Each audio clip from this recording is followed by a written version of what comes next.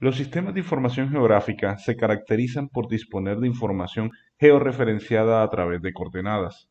Esto indica que es necesario disponer de un sistema de coordenadas bases al cual amarrar dichas coordenadas.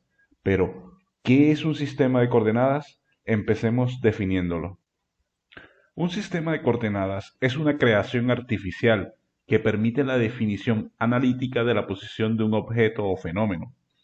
Existen diferentes sistemas de coordenadas. Entre los más comunes tenemos el sistema de coordenadas cartesianas.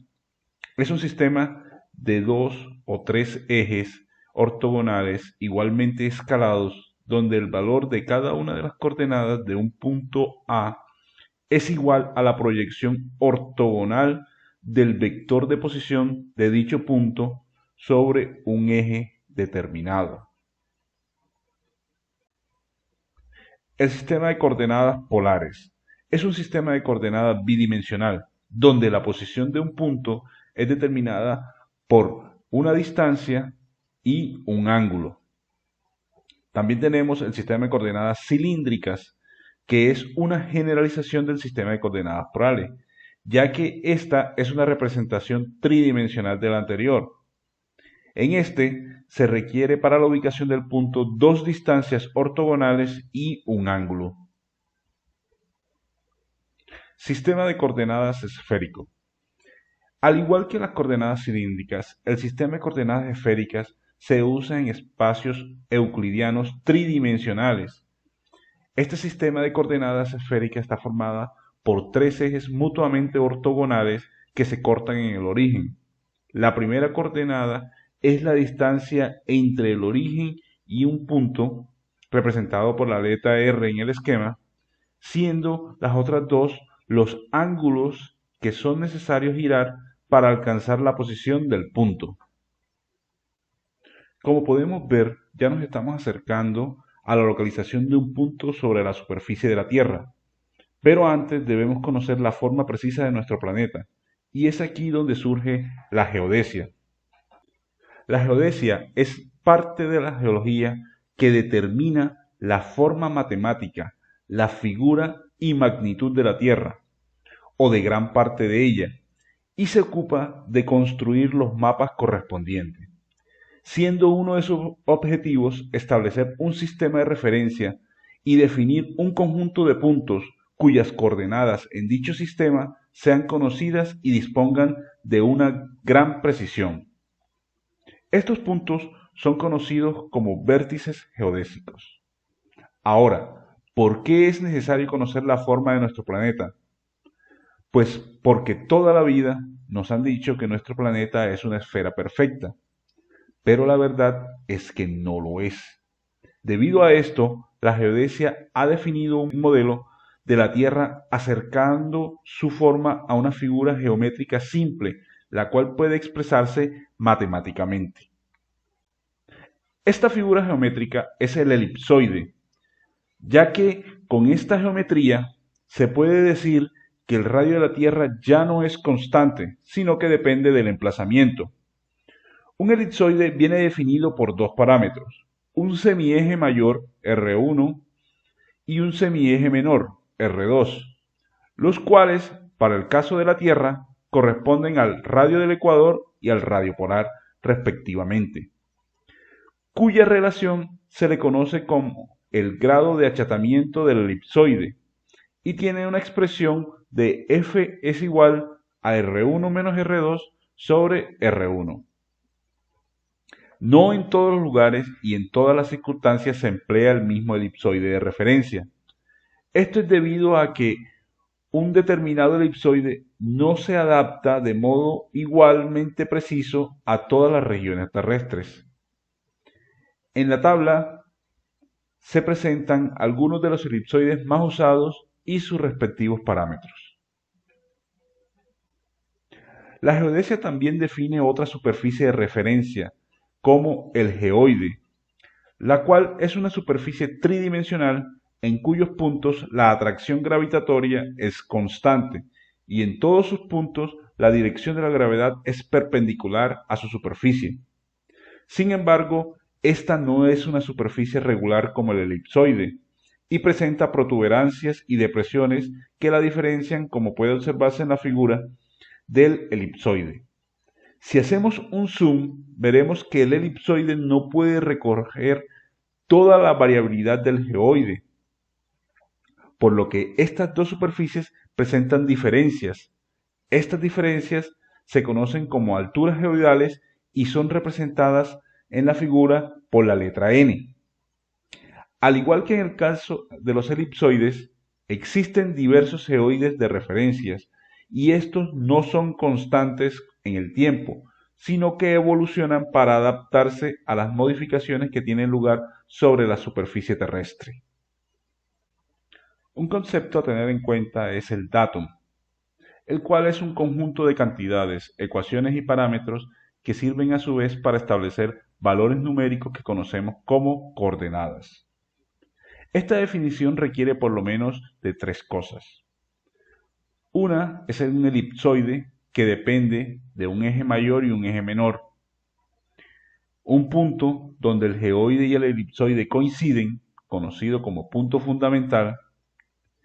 Y por último, un parámetro para orientar la elipsoide denominado azimut, los cuales están representados en la gráfica.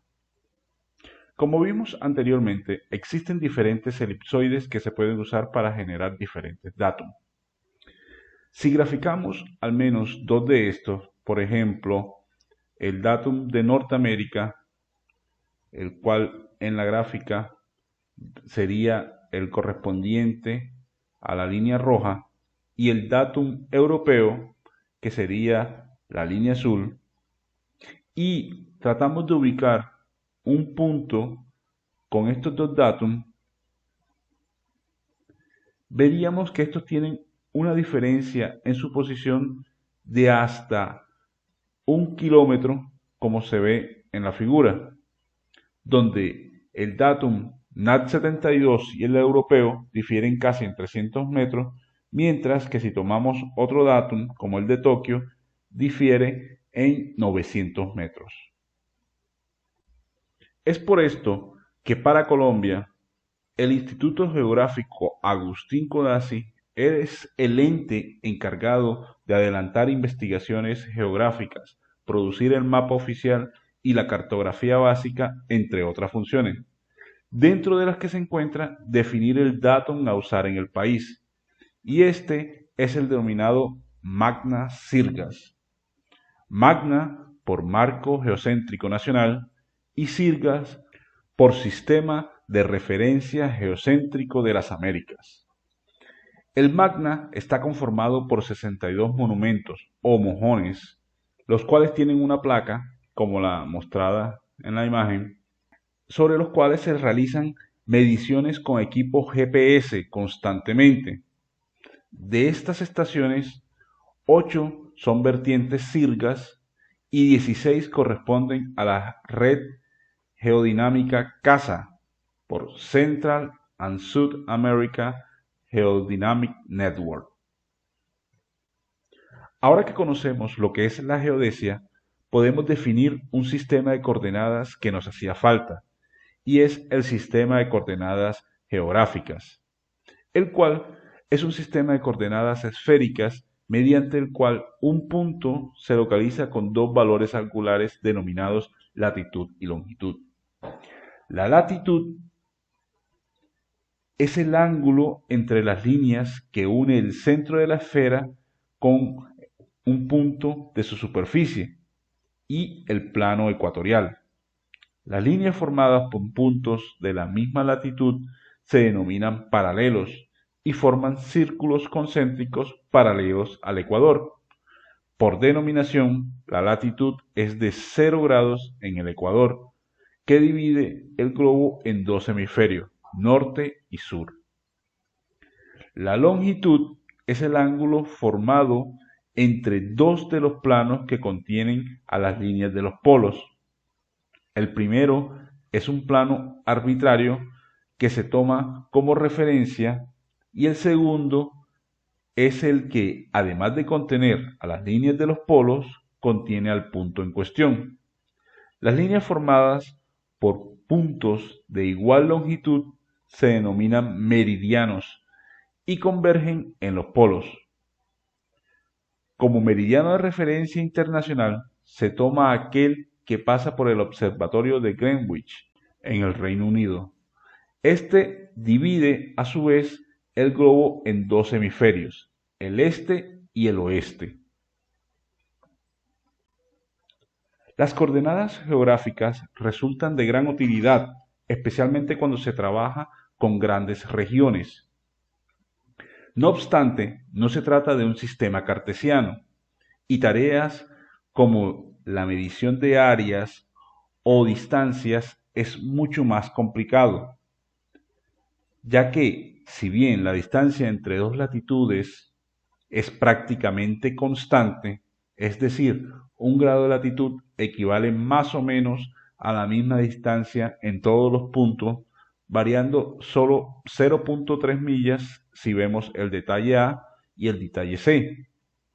La distancia entre dos longitudes no lo es y varía entre unos 69.2 millas en el ecuador, veamos el detalle C, hasta las 0 millas en los polos donde las latitudes convergen, detalle A. A pesar de su innegable utilidad y la potencia que nos brinda para la localización de cualquier punto sobre la superficie terrestre, un sistema de coordenadas esféricas como las geográficas tiene inconvenientes que no pueden obviarse. Por una parte, estamos más acostumbrados a la utilización de sistemas cartesianos en los cuales la posición de un punto se define mediante un par de medidas de distancias, x y y. Esta forma es mucho más sencilla e intuitiva y permite una mayor facilidad de operaciones. Por otro lado, si necesitamos crear una representación visual de la información, lo habitual es hacerlo en una superficie plana. He aquí donde entra la cartografía. La cartografía es el arte, la ciencia y la tecnología de la elaboración de mapas y el estudio de estos como documentos científicos y obra de arte. Porque, aunque los mapas son objetos de innegable utilidad, también pueden constituir auténticos ejercicios artísticos. Como se dijo antes, partimos de un sistema de coordenadas geográficas, en el cual representamos la posición de un punto sobre una superficie elipsoide a través de la latitud y la longitud, que no son más que ángulos medidos desde una referencia hasta ese punto. Pero para realizar una cartografía que se hace sobre una superficie plana, es necesario hacer una proyección de esos puntos hasta el plano. A esto se le conoce como proyección cartográfica, por lo que podemos decir que existe una correlación matemática entre los dos sistemas de coordenadas, en donde x y y son función de la latitud y la longitud, o donde la latitud y la longitud son función de las coordenadas x y y. Por otro lado, se puede apreciar en la figura que se producen distorsiones al realizar estas proyecciones, ya que ciertas propiedades no se reproducen con fidelidad al pasar los puntos desde una superficie curva al plano. Por ejemplo, la distancia entre los puntos A y B no es igual a la existente entre los puntos A y B sobre el plano. Las proyecciones se clasifican según la superficie sobre la que se proyectan los puntos. Estas superficies pueden ser una superficie tridimensional siempre que ésta se desarrolle, es decir, que pueda desenrollarse y convertirse en un plano sin necesidad de doblarse o cortarse. Estas superficies pueden ser cónicas, son proyecciones donde podemos visualizar la Tierra proyectada en un cono tangente o secante, el cual se corta longitudinalmente para visualizarlo de forma plana. Los paralelos, las líneas de latitud, se representan mediante arcos circulares concéntricos que aumentan a medida que se acercan al ecuador, y los meridianos, las líneas de longitud, mediante líneas rectas en forma radial. Normalmente, el vértice del cono se ubica en uno de los polos, de manera que el círculo de tangencia sea coincidente con uno de los paralelos, que llamaremos paralelo estándar o de proyección. Un ejemplo de esto puede ser este plano. Proyecciones cilíndricas. Podemos visualizar la Tierra proyectada en un cilindro tangente o secante, el cual se corta longitudinalmente para visualizarlo de forma plana. La mayoría de las proyecciones cilíndricas se derivan de manera tal que el cilindro toca el globo terráqueo en el ecuador, punto de tangencia donde no hay distorsión. En la figura se presentan las diferentes posiciones del cilindro respecto de la esfera para generar diferentes zonas de tangencia. En este tipo de proyección, los paralelos se muestran como líneas rectas horizontales y los meridianos como líneas rectas verticales. Paralelos y meridianos se distribuyen uniformemente y se cruzan ortogonalmente, es decir, en ángulo recto. Proyecciones planas o azimutales. En esta, una porción de la superficie de la Tierra se transforma desde la perspectiva de un punto en una superficie plana. En la gráfica podemos ver las posiciones más usuales del plano. Teóricamente, el punto de tangencia puede ser cualquier punto del planeta, aunque normalmente se utiliza el polo norte, el polo sur o algún punto del ecuador. Las proyecciones mantienen sus propiedades geométricas en torno al punto de tangencia y las distorsiones aumentan a medida que nos alejamos del punto de origen.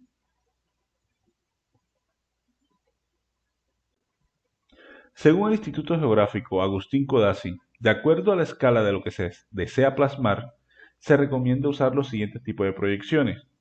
En caso de que se tenga una escala pequeña, como por ejemplo las que van desde 1 en 10.000 a 1 en 3 millones, se opta por emplear un sistema de proyección denominado Gauss-Krüger o proyección transversa de Mercator. Esta proyección cartográfica cilíndrica es transversa y tangente al ecuador, lo cual resulta en una representación que respeta formas pero no conserva su área y distancia real, y que, para minimizar las distorsiones de las propiedades de la región a plasmar, el meridiano central se coloca en el sector que se va a mapear.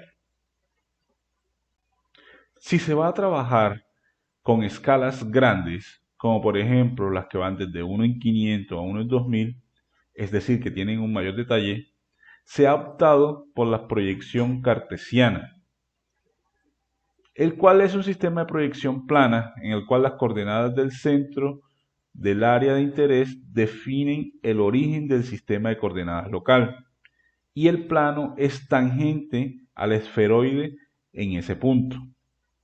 Se utiliza principalmente para levantamientos topográficos que necesiten de una precisión alta en cuanto a su localización y conservación de dimensiones.